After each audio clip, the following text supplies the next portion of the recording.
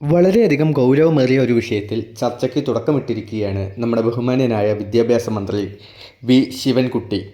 അതായത് നിലവിൽ നമ്മുടെ വേനലവധിക്കാലം എന്ന് പറയുന്നത് ഏപ്രിൽ മെയ് മാസങ്ങളിലാണ്. നമുക്കെല്ലാവർക്കും അറിയാം, നല്ല ചൂടാണ്. അപ്പോൾ കുട്ടികൾക്ക് പല ബുദ്ധിമുട്ടുകളും ഉണ്ട്. ഇന്നിവിടെ അദ്ദേഹം തൻ്റെ ഫേസ്ബുക്ക് പോസ്റ്റിലൂടെ പുതിയൊരു ചർച്ചയ്ക്കാണ് തുടക്കമിടുന്നത്. ഇത് ഒരു കാരണവശാലും രാഷ്ട്രീയമായോ അല്ലെങ്കിൽ മറ്റു പല കാരണങ്ങളാലോ തെറ്റിദ്ധരിക്കപ്പെടരുത്. അദ്ദേഹം സതുദ്ദേശത്തോടെയാണ് ഈ ചർച്ചയ്ക്ക് തുടക്കമിട്ടത് എന്നാണ് ഞാൻ മനസ്സിലാക്കുന്നത്. കാരണം ജൂൺ ജൂലൈ മാസങ്ങളിലൊക്കെ നല്ല മഴ കാരണം പലപ്പോഴും ലീവ് കൊടുക്കുന്നു.